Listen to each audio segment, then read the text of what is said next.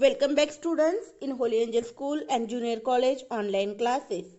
Class 7th, Civics, chapter number 4, Fundamental Rights, part 1.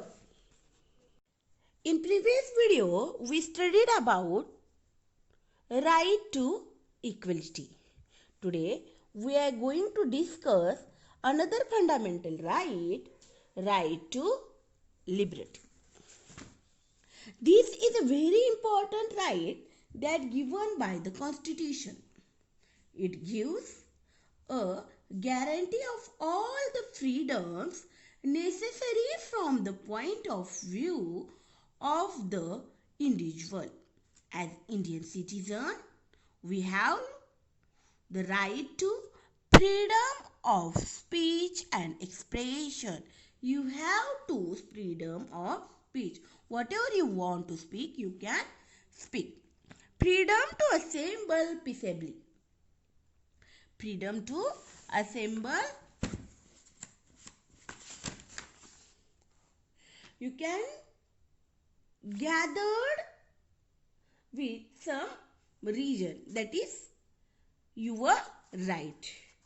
Freedom to form association and or unions. You can make a union. You can make a union with any reason, any purpose. That is your right. Freedom to move freely throughout the territory of India. You have to write whatever in India you can live with your choice. Freedom to reside the settle in any part of the territory of India. Freedom to practice any lawful profession or to carry on any occupation, trade or business of one's choice. Students, if your father works as a farmer, that means you also work in a farm. No. This choice you have. This choice gives us our fundamental right. You can choose our business, you can choose our occupation, profession. Student, the Constitution has given us many rights, but we have to exercise this responsibly. We should take care that others do not get affected by our behavior. We have the freedom to expression, but we cannot speak or write anything that might incite anybody to violence. You have to write to speak. It means you can speak, but no one can hurt, no one can violence occurs to our speech. The right to liberty in the Constitution has guaranteed us the freedom of speech, the movement, and it has also provided as security to keep us safe.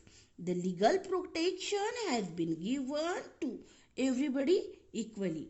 If you want to live in Hyderabad, then we can live in Hyderabad. And also government protect to us to live in Hyderabad peacefully, safely. It appears to be simple, but it has a deep significance. It's getting a guarantee to live, ability of the conducive environment for living. Nobody can take away another's life. No person can be arrested and detained without any reason. The right to liberty now also includes the right to education. All children between 6 to 14 years of age entitled to get education as a fundamental right. Students whose age comes into 6 to 14 years, that children has a right to education, free and compulsory education. Because of that, our government provides the education in government school. This is a totally free and compulsory education. This ensures that no child will be deprived to education. Government take care no one child we without live in education. I hope students you understood here the right to liberty. Thank you.